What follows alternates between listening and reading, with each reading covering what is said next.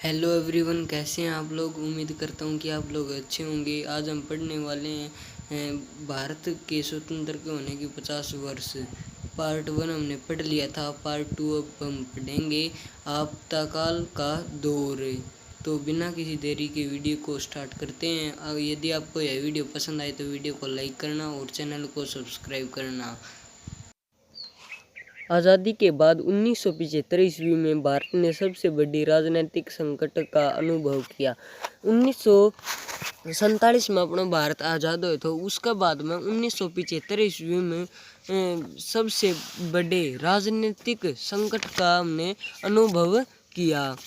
1971 ईस्वी में चुनी गई इंदिरा गांधी की सरकार गरीबी हटाओ के नारे के साथ सत्ता पर का बीज हुई। जो इंदिरा गांधी की जो सरकार आई थी ना, उसने अपनों के नारा लगाए तो गरीबी हटाओ का नारा लगाया।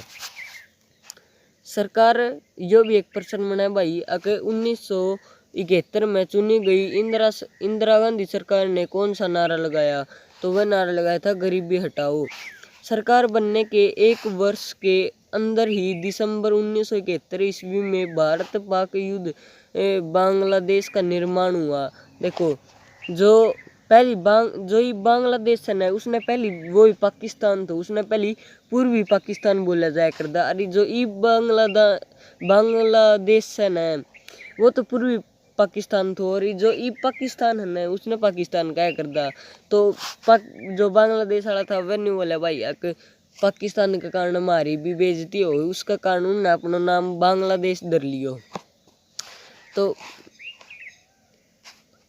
1971 के युद्ध में, भारत पाकिस्तान के युद्ध में बांग्लादेश को निर्माण हुआ। तो इससे इंदिरा गांधी की लोकप्रिय में भी वृद्धि जरूरी हुई, लेकिन अन्य मुद्दे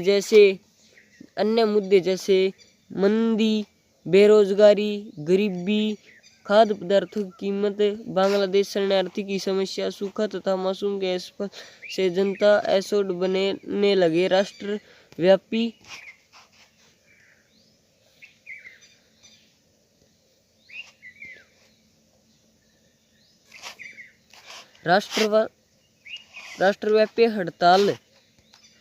हड़तालों व छात्र आंदोलनों के कारण देश में कानून व्यवस्था की स्थिति निरंतर बढ़ती जा रही थी।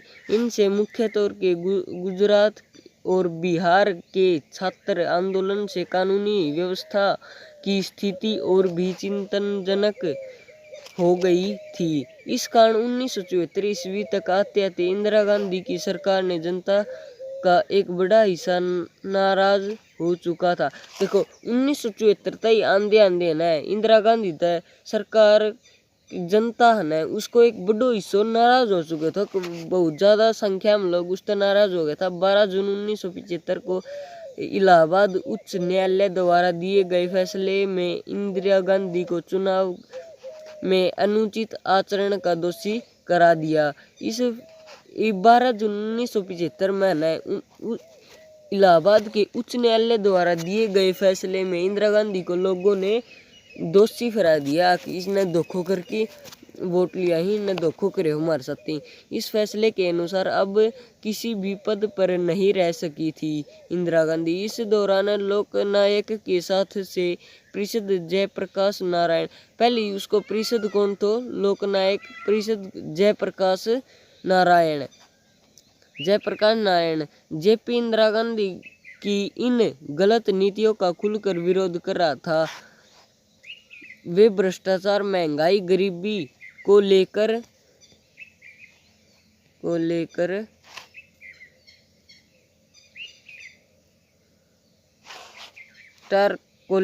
सरकार के खिलाफ सत्याग्रह व अहिंसक आंदोलन कर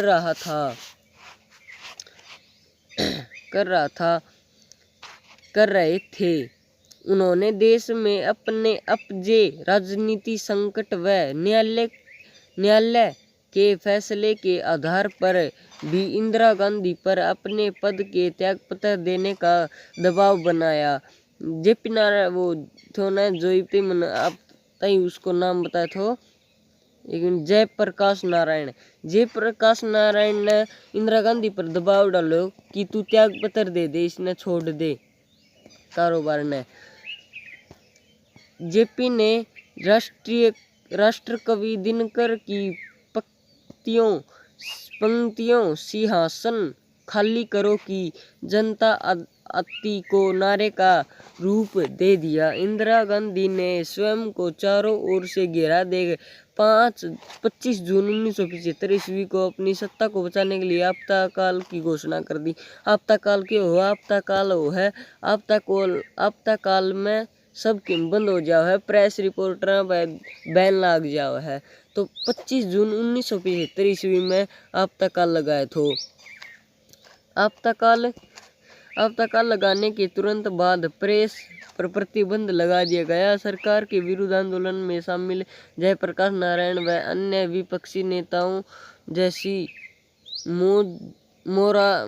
मोरारजी देसाई, अटल बिहारी वाजपेयी, लाल कृष्ण आडवाणी, चरण सिंह, चंद्रशेखर तथा असंख्य छात्र नेताओं को गिरफ्तार किया। राष्ट्रीय स्वयंसेवक संघ पर भी प्रतिबंध लगाकर उसके प्रमुख कार्यकर्ताओं को गिरफ्तार कर लिया। आपातकाल के दौरान 1 लाख से भी अधिक लोगों को गिरफ्तार कर दिया। आपातकाल के दौरान 1 लाख से भी अधिक, फिर तो भाई आपातकाल को नहीं और किसो काल लगाए थे ना। आपातकाल पर 1 लाख से भी ज्यादा लोगों को गिरफ्तार किया। इस दौरान उनके संवैधानिक संशोधन द्वारा संसद को निष्प्रभावी बना दिया गया। जिन राज्यों में विपक्षी दलों की सरकार थी उन्होंने उनमें से अधिकांश को बर्खास्त कर दिया, परंतु परिवार नियोजन नसबंदी कार्यक्रम को भी सख्ती से लागू किया गया। मतलब कि पहले ज़्यादा बच्चा होया करता, 10-10, 15-15 भी हो जाया करता, उसका कारण नसबंदी को कानून लगा दियो। उनमें से अधिकांश बर्खास्त कर दिया गया। परिवार नियोजन नसबंदी कार्यक्रम को भी सख्ती से लागू किया गया। हालांकि आपातकाल के दौरान हो रही ज्यादतियों का जनता ने तीव्र विरोध जारी रखा, जिसके फलस्वरूप तत्कालीन सरकार को 21 मार्च 1977 को आपातकाल समाप्त करना पड़ा। 1975 में लगाए थे और 1977 में हटाया है। 2 साल तक ये आपातकाल रहे है। इसी साल देश आम चुनाव हुए जिसमें गैर कांग्रेस दलों पहली गठबंधन सरकार बनी। फिर इंदिरा गांधी बाद में कांग्रेस जीत गई थी। इसके बाद में पढ़ाऊंगा भी साहबानों का मामला। और मैं आपने बता दूं, यदि आपको कोई चैनल है तो आप न क्या करना है, मेरा वीडियो ने लाइक करना है, चैनल ने सब्सक्राइब करना है और आपका एक अच्छा सा कमेंट करना है। और कमेंट के अंदर आपका चैनल को नाम भेज दियो, मैं उस चैनल को प्रमोशन कर दियो। मेरे जितने ये वीडियो देखिए वह उस भाई का चैनल ने जाके सब्सक्राइब करियो। और न्यू को नहीं भाई एक कोई चैनल प्रमोशन करूँगा। अगर 10 कमेंट आवे तो 10 को चैनल प्रमोशन करूँगा और 15 में तो 15 को करूँगा। और आपके 2 दोस्तों के पास वीडियो ने शेयर कर दियो, पर चैनल ने सब्सक्राइब जरूर करियो। अब भी पढ़ाऊंगा साहबानों का मामला। भारत में लंबे समय से मुस्लिम धर्म में किसी न किसी रूप से 3 तलाक की प्रथा रही है। 3 तलाक मतलब तलाक क्यों है? 3 तलाक देखो, 3 तलाक और तालाक एक ही बात है भैया। 3 तलाक और तालाक एक ही बात है। कहीं आप ही 3 तलाक आप ही वह 3 तलाक समझाओ न कि एक बार शादी करी तलाक दे दियो, फिर शादी करी फिर तलाक दे दियो, फिर शादी करी फिर तलाक। एक बार ये तलाक 3 तलाक को मतलब है 3 तलाक, 1 तलाक, अकेले तलाक।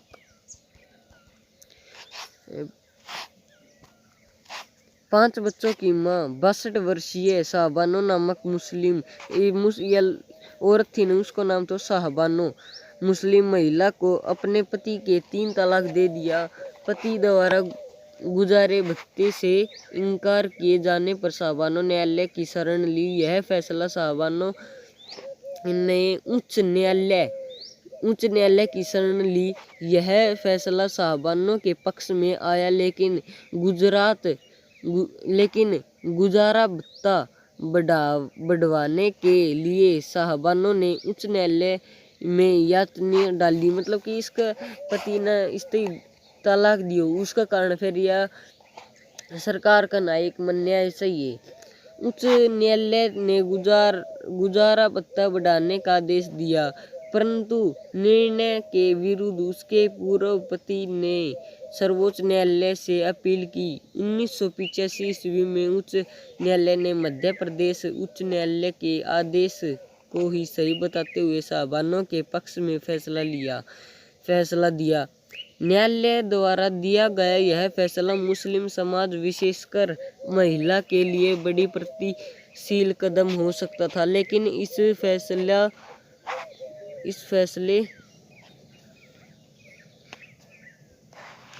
इस फैसले का पुरांतपथी मुस्लिम नेताओं तथा संगठनों द्वारा विरोध करते हुए सरकार पर दबाव बनाया गया। परिणाम स्वरूप राजीव गांधी सरकार 1986 ईस्वी में संसद में कानून बनाकर सर्वोच्च न्यायालय के फैसले को पलट दिया। 1986 में यह फैसला पलटे गए थे। हालांकि सरकार की इस तुष्टीकरण की नीति का कई महिलाओं संगठनों, मुस्लिम महिलाओं की जमातों तथा बहुत से बुद्धिजीवियों ने जोरदार विरोध किया, परंतु सरकार के दखल के कारण शाहबानो सर्वोच्च न्यायालय में जीतने के बाद भी हार गई। आप ये पढ़ांगा अब आर्थिक नियोजन और विकास। अब आप आर्थिक नियोजन और विकास पढ़ांगा।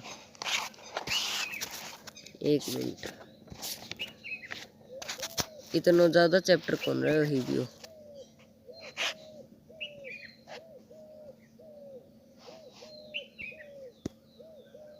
हाँ, 1944 ईस्वी में ही भारत में 8 उद्योगपतियों ने बॉम्बे प्लान के रूप में भूमि सुधार सहकारी पद्धति योजना विकास के लिए आर्थिक परियोजना प्रस्तुत की। जो 1944 ईस्वी में भारत में 8 बड़े उद्योगपतियों ने बॉम्बे प्लान के रूप में भूमि को सुधारना सहकारी पद्धति योजनागत विकास के लिए आर्थिक परियोजना प्रस्तुत की।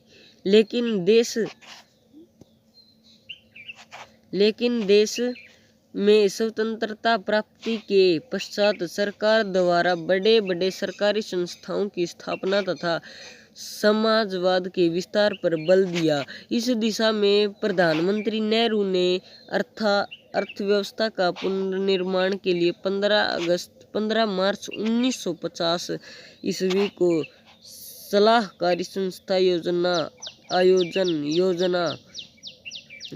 आयोजन की स्थापना की। इसके बाद पढ़ा आर्थिक नियोजन। यह आर्थिक नियोजन क्या कर, अगर आप पेपर में पूछ ले आर्थिक नियोजन तो यह लिख कहा, यह एक ऐसी प्रक्रिया है जिसमें निर्धारित उद्देश्य को एक निर्धारित सीमा में पूरा करने हेतु उपलब्ध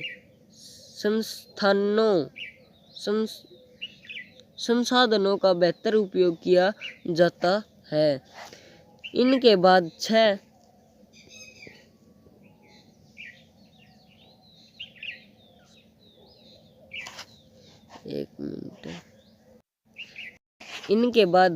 6 अगस्त 1952 ईस्वी को राष्ट्रीय विकास परिषद की स्थापना की गई। इसका मुख्य कार्य योजना आयोजन द्वारा दी गई सलाहों तथा योजनाओं पर संशोधित दिशा निर्देशन देना था।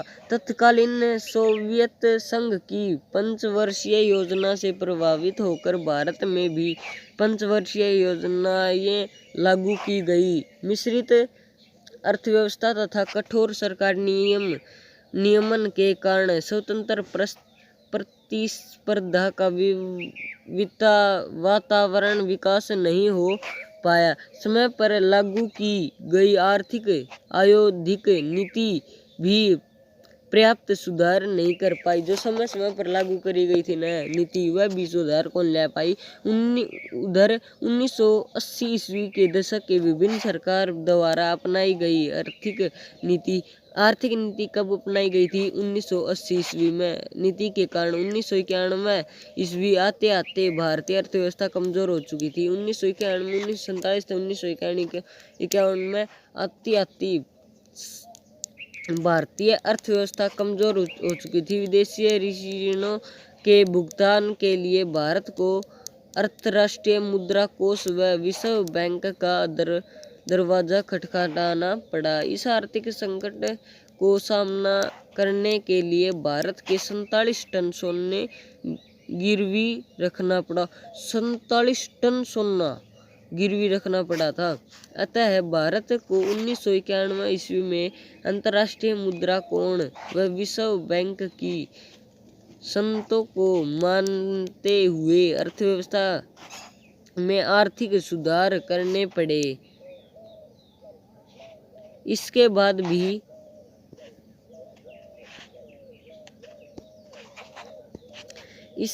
भी भारत द्वारा आर्थिक उदारीकरण की नीति अपनाते हुए विकास के पथ पर आगे बढ़ने का प्रयास जारी है। देखो न्यू बुझ जावे अक कितनो टन सोनो गिरवी रखे तो बैंक काना ते भारतीय ने 47 टन सोनो। ये बड़ा भारत की वैज्ञानिक उन्नति मतलब कि मिसाइल रॉकेट इनके बारे में पढ़ाऊंगा आप ही। इसके बाद में भारत की विदेशी नीति, ये 2 पॉइंट हो रहा है, ये 2 पढ़ना ही। बाद में अपनो लेसन हो जाएगा कंप्लीट। तो ये भी पढ़ना शुरू करा। भारत की विदेशी उन्नति। भारत को विकास के नए मार्ग पर ले जाने के लिए हमारे वैज्ञानिकों की अहम भूमिका रही है। 1951 ईस्वी में भारत के वैज्ञानिक अनुसंधान व प्राकृतिक संसाधनों से संबंधित मंत्रालय स्थापित कर दिया गया था। इसरो, बोर्ड एवं IIT जैसी संस्थाओं के अंतर्गत हुए अनुसंधान कार्यों के कारण भारत वैज्ञानिक उन्नति की ओर अग्रसर हुआ। IIT ये बनने के बाद में भारत थोड़ा वो वैज्ञानिक उन्नति कारण ज़्यादा आकर्षित हो है।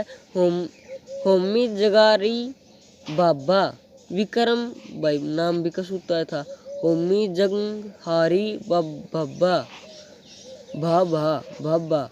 विक्रम साराभाई डा PJ अब्दुल कलाम APJ अब्दुल कलाम। यो तो मिसाइल मैन का नाम तो जाने कर दो। अगर आपका 1 नंबर में न्यू बुझ ले मिसाइल मैन का नाम तक कौन जाने कर दो तो APJ अब्दुल कलाम। ये डा की जगह पे सीधो APJ अब्दुल कलाम भी लिख सका। हाँ वो अपना सही होगा। कस्तूरिरंगन इत्यादि वैज्ञानिकों के अथाह प्रयास के भारत पृथ्वी, नाग, अग्नि, आकाश, बरजोस इत्यादि मिसाइलों का निर्माण हुआ। अपनी न्यूज ले जावे मिसाइलों का प्रमुख मिसाइलों का नाम बताइए तो वो है पृथ्वी, नाग, अग्नि, आकाश, ब्रोज इत्यादि मिसाइलों का निर्माण कर सका। 1974 ईस्वी एवं 1998 ईस्वी में भारत में परमाणु शक्ति प्रशिक्षण प्रशिक्षण कर स्वयं को परमाणु शक्ति संपन्न राष्ट्र बना लिया। मतलब कि 1974 तक 1998 ईस्वी के बीच में आप इन परमाणु बम बना लिया था, अपना घर परमाणु शक्ति हो गई थी। भारत को विश्व में एक बड़ी सैनिक शक्ति बनाने के लिए हमें हमारे वैज्ञानिक की उल्लेखनीय भूमि रही है। भारत के प्रसिद्ध वैज्ञानिक APJ अब्दुल कलाम विश्व के मिसाइल मैन, देखो आगे नो मिसाइल मैन का नाम तो जानो जाया कर दो। भारत के आर्यभट्ट, भास्कर, रोहिणी, आर्यभट्ट, भास्कर, आर्यभट्ट, भास्कर, रोहिणी इत्यादि सैटेलाइट भेजकर अंतरिक्ष तकनीकी के नाम कमाया। मतलब कि भारत के जो आर्यभट्ट, भास्कर, रोहिणी इत्यादि सैटेलाइट को अंतरिक्ष में भेजकर भारत को नाम ऊंचो करो। आज भारत अन्य देशों के भी सैटेलाइट अंतरिक्ष में भेजने में सहमत है। मतलब कि जो भारत है ना, वो और देश जो भेजी उनकी भी सहायता भी करे है अंतरिक्ष में सैटेलाइट भेजने खातर। एक ये आपने चित्र दे रखो है, इसमें भारत की वैज्ञानिक उन्नति का चित्रण पेश करती तस्वीरें। मतलब कि सैटेलाइट होगी, ये रॉकेट हो गया और मिसाइल वगैरह होगी। ये वापस पढ़ा गतिविधि बच्चे घर पर जाकर अपने माता पढ़ो, छोड़ दो इसमें। ये लास्ट पॉइंट रह गया है भारत की विदेशी नीति। यो पॉइंट और पढ़ने के बाद में अपना चैप्टर हो जाएगा कंप्लीट। यो पॉइंट से थोड़ा बढ़ो आपने 10 मिनट का भी 10-15 मिनट में अपना यो पॉइंट भी खत्म हो जाएगा। भारत की विदेशी नीति।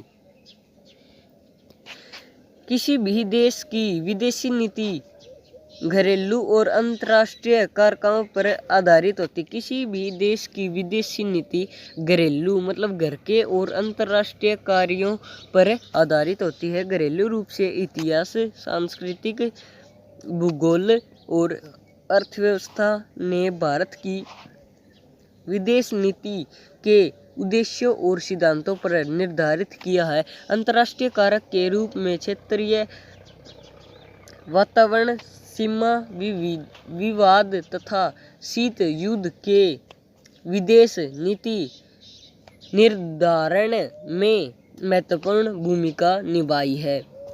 देखो आपने मैं रिजल्ट समझाऊं। अंतर्राष्ट्रीय कारक के रूप में क्षेत्रीय वातावरण, सीमा विवाद मतलब कि अपना सीमा हर देश की सीमा व सीमा विवाद, क्षेत्र ये वातावरण अपना आसपास को वातावरण तथा शीत युद्ध मतलब ये जो ठंडी मतलब जनवरी फरवरी इनमें जो युद्ध हुआ करें वह विदेशी युद्ध नीति निर्धारित महत्वपूर्ण भूमिका निभाई है। भारतीय विदेशी नीति के प्रमुख स्तंभ पंचशील गुट, निरपेक्षता, स्वतंत्र विदेश नीति संचालन, विकासशील देशों में एकजुट राष्ट्रीय तथा वैश्विक हित प्राप्ति के लक्ष्य आदि रहे हैं। 50 वर्षों के काल में भारत की विदेशी नीति का अध्ययन 3 आधारों पर किया जाना आवश्यक है। वह 3 आवश्यक देखो 3 आधारों वह 3 आधार कौन सा था, ये ही वह 3 आधार। पहला है भारत के पड़ोसी देशों से संबंध। अपना भारत के पड़ोसी देशों तो मतलब कि और देश हो गया, चीन हो गई, इस तरह देशों से संबंध बढ़िया होना चाहिए। महाशक्ति से संबंध मतलब कि परमाणु बम, मिसाइल आदि होना चाहिए। भारत और संयुक्त राष्ट्रीय संघ, भारत का संयुक्त एक मिलजुल के रहना चाहिए। भारत में संयुक्त राष्ट्र संघ होना चाहिए। आपकन पेपर में न्यूज लियो जावे। तीन आधार कौन कौन से हैं तो वह आप ये तीनों लिख देना। ये तीनों पहले पढ़ांगा भारत के पड़ोसी देशों से संबंध।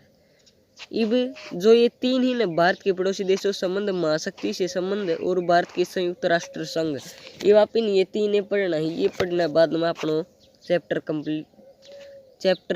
कंप्लीट हो जाओ। बिना किसी देरी के शुरू करते हैं। भारत के पड़ोसी देशों से संबंध, अपना देश और संबंध किस तरह था। भारत के साथ पड़ोसी देश इस प्रकार के उत्तर पश्चिम में पाकिस्तान यो मोस्ट इम्पोर्टेंट है। देखो यो वालों अपने भारत का उत्तर पश्चिम में तो पाकिस्तान, उत्तर में है चीन और नेपाल, उत्तर पूर्व में भूटान बांग्लादेश, पूर्व में म्यांमार और दक्षिण में श्रीलंका है। चीन और पाकिस्तान को छोड़कर अन्य देशों से भारत के संबंध अधिकतर सुखद है रहे हैं। मतलब कि भारत को पाकिस्तान साथी और चीन के साथी में नापते पीछे पड़ा है तो युद्ध हो गया तो जिद उनके साथ सही संबंध को नहीं, और भारत के संबंध अधिकतर सुखद है। मतलब कि जो श्रीलंका, भूटान, म्यांमार ये देश रह गए ना, इनमें अपना संबंध सही ही। पाकिस्तान से संबंध, भारत और पाकिस्तान के बीच ऐतिहासिक समस्या समानता, सांस्कृतिक एकरूपता, भौगोलिक निकटता व आर्थिक समरूपता में अवसर मौजूद है, लेकिन आज भी भारत पाकिस्तान संबंध सपोज तनाव इसमें पूरा न्यू लिख रखे है। अगर अपना भारत साथी अच्छा संबंध को नहीं। पाकिस्तान ने 1947 ईस्वी, 1965, 1971, 1999 ईस्वी में आक्रमण किया। 1947 में भारत आज़ाद हो, मतलब कि भारत आज़ाद हो, पाकिस्तान को विभाजन भी हो तो जिद 1965 ईस्वी में एक आक्रमण करे, एक 1971 ईस्वी में करे, एक 1999 ईस्वी में करे। भारत ईस्वी में भारत पर आक्रमण किया, परंतु भारत की वीर सेना ने पराजित हुए। मतलब कि इन सारे युद्ध में भारत जीते थे। एक मिनट। हस्ताक्षर पाकिस्तान द्वारा भारत के पंजाब तथा जम्मू कश्मीर में प्रोत्साहन नियंत्रण प्रोत्साहित किया जा रहा। मतलब कि आधो पाकिस्तान, मतलब कि पाकिस्तान में आधो पंजाब और जम्मू कश्मीर रह गए तो लड़ाई हुई जिद उनके ऊपर वह अन्याय करी। चीन से संबंध, चीन भारत का बड़ा पड़ोसी देश है जो कि विश्व राजनीतिक में महत्वपूर्ण भूमिका निभाने का इच्छुक है।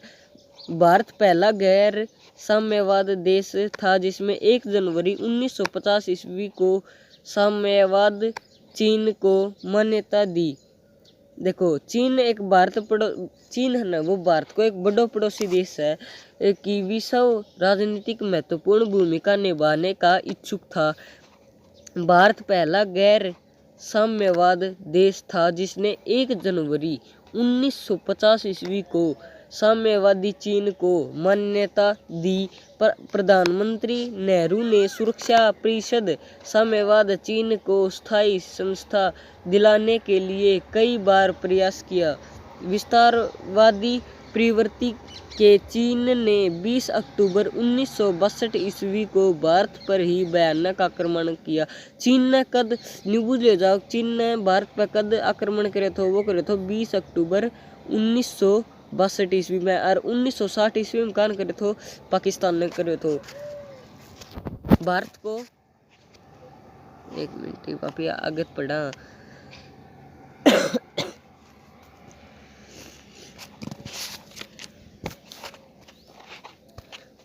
भारत को इस युद्ध में जान माल की भारी क्षति उठानी पड़ी, परंतु साम्यवाद चीन ने एकतरफी युद्ध विरोध की घोषणा कर दी।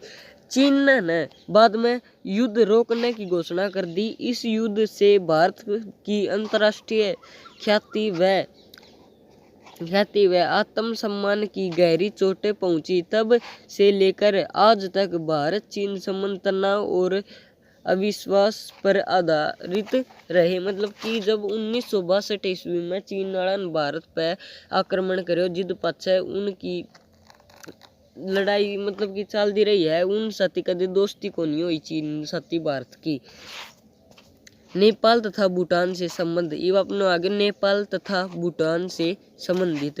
भारत और नेपाल के मध्यम बड़े लंबे समय से गहरे सामाजिक, धार्मिक तथा सांस्कृतिक संबंध रहे हैं। दोनों के मध्य खुली सीमा विश्वास का प्रतीक रही है। इसी कारण हिमालय स्थिति अन्य देश भूटान से भी भारत की घनिष्ठ संबंध रहे। मतलब कि जो हिमालय है ना वो किस वो नेपाल में है, तो उस और नेपाल अपनो करीबी दोस्त है भारत को। 1949 ईस्वी की संबंधित संधि। 1949 देखो आपने जितना भी पढ़े हो ना इसमें देखो सीधी सीधी बात न्यू, मतलब कि यो तो है भारत, यो है पाकिस्तान, यो है चीन, यो है भूटान, यो है नेपाल। तो इसमें जो भूटान और नेपाल है इनके साथ तो अच्छा संबंध रहा। फिर इन भारत के ऊपर आक्रमण कर दियो तो उसका कारण इनके साथ ही अपना बढ़िया संबंध को नहीं, पाकिस्तान साथी और चीन साथी। इन दोनों देशों से भारत के 1949 ईस्वी में संधि ने दोनों देशों के मध्य चिरस्थायी मित्रता स्थापित कर दी। 1949 में 47 में आज़ाद होने के बाद में 1949 में नेपाल ने और भूटान ने मित्रता स्थापित कर दी भारत के साथ। इन दोनों देशों से भारत के भावनात्मक संबंध हिंदू और बौद्ध धर्म के कारण जुड़ाव से भी है। मतलब कि जो भूटान और नेपाल है उसमें बौद्ध धर्म का आदमी रहे, बौद्ध धर्म होगा। जिस तरह अपने हिंदू धर्म है उस तरह उड़ा बौद्ध धर्म है। भूटान और नेपाल की भौगोलिक स्थिति भारतीय सुरक्षा की दृष्टि से महत्वपूर्ण है। वापी पढ़ा श्रीलंका से संबंध। श्रीलंका हिंदू महासागर स्थित निकट पड़ोसी देश है। जो हिंद महासागर है उसके पास में स्थित है अपनो श्रीलंका। भारत व श्रीलंका के मध्य ऐतिहासिक, राजनीतिक, सामाजिक तथा धार्मिक संपर्क रहे हैं। स्वतंत्रता के बाद दोनों देशों के बीच श्रीलंका स्थित तमिलों को लेकर मतभेद रहे। 1987 ईस्वी में भारत द्वारा शांति सेना भेजे जाने से तनाव अवश्य बढ़ गया था, लेकिन इसे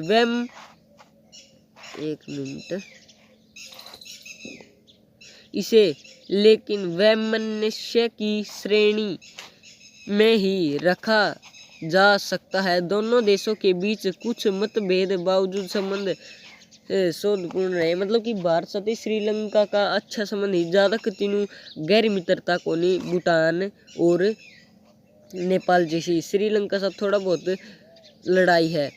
फिर दोनों दोस्त ही वह। बंगाल से संबंधित। बांग्लादेश है ना उसके संबंध ही।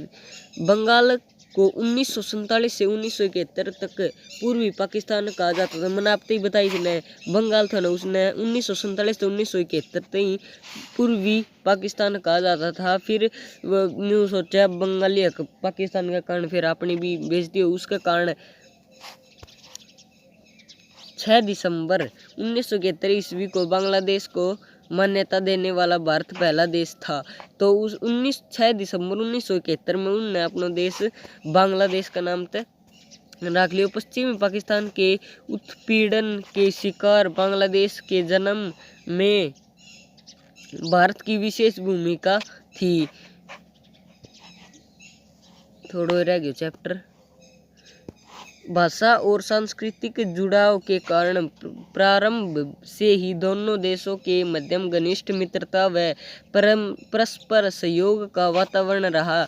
हालांकि सैनिक शासकों के शासनकाल तथा बढ़ती धार्मिक कट्टरता के कारण संबंधों के तनाव की स्थिति रही है। भारत हमेशा से ही बांग्लादेश तकनीकी, विज्ञापन, उद्योग आदि क्षेत्रों से सहयोग करता है। मतलब कि उनकी अच्छी दोस्ती है। म्यांमार अथवा बर्मा से संबंध। म्यांमार और बर्मा तापी संबंध देखेंगा। म्यांमार या बर्मा, म्यांमार कोई नाम है बर्मा को अधिकतर रूप से म्यांमार गणराज्य के रूप में जाना जाता है। भौगोलिक स्थिति प्रम्यामार और बर्मा एक ही बात है। भौगोलिक स्थिति के कारण इसे दक्षिण पूर्वी एशियाई का प्रवेश द्वार भी कहा जाता है। भारत और म्यांमार की 1600 किलोमीटर अधिक सीमा आपस में लगी है। भारत की और म्यांमार की न्यू पूछ ले जाओ कि कितनी किलोमीटर सीमा आपस में लगी है, तो वह है 1600 किलोमीटर। म्यांमार के अधिकतर लोग बौद्ध धर्म के अनुयायी हैं और इसे दृष्टि से भारत म्यांमार में सांस्कृतिक निकटता है। पड़ोसी देश होने के कारण भारत के लिए म्यांमार का आर्थिक, राजनीतिक, सांस्कृतिक, रणनीतिक महत्व भी है। कुछ एक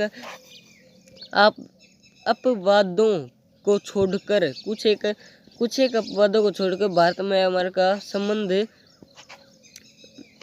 मैत्रीपूर्ण रही है। ये वापी पढ़ांगा महाशक्तियों से संबंध, मतलब कि अपने कन किसी महाशक्ति ही परमाणु मिसाइल इस तरह की पढ़ा। और 1 मिनट अपने बस दिखा दूं, बस यो इतना चैप्टर है, आधो पेज चैप्टर करो है, बाद में अपना चैप्टर हो जाओ कंप्लीट। 1 मिनट थोड़ा जूम कर लियो, अपने सही दिख जाओ।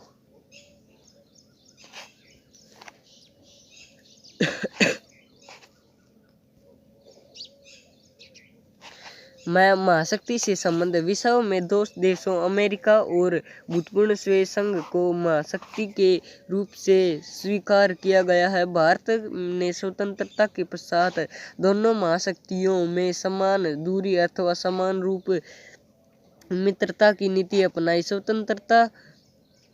स्वतंत्रता के बाद जहां एक ओर से नेहरू जी का समाजवादी विचारधारा की ओर झुकाव बढ़ा, वहीं दूसरी ओर पाकिस्तान की अमेरिका से निकटता बढ़ने लगी। पाकिस्तान की और अमेरिका की दोस्ती होने लगी। इसके कारण भारत का झुकाव सोवियत संघ की ओर होने लगा। पाकिस्तान और चीन के से अमेरिका के संबंध बेहतर होने से भारत अमेरिका संबंध दुष्प्रभावित हुए। मतलब कि भारत की पाकिस्तान की लड़ाई हो रही थी और पाकिस्तान की और अमेरिका की दोस्ती होने के कारण अमेरिका भारत जलने लगे। फिर 1971 ईस्वी में भारत सोवियत मैत्री संबंधी से दोनों देशों में मित्रता और अधिक मजबूत हुई।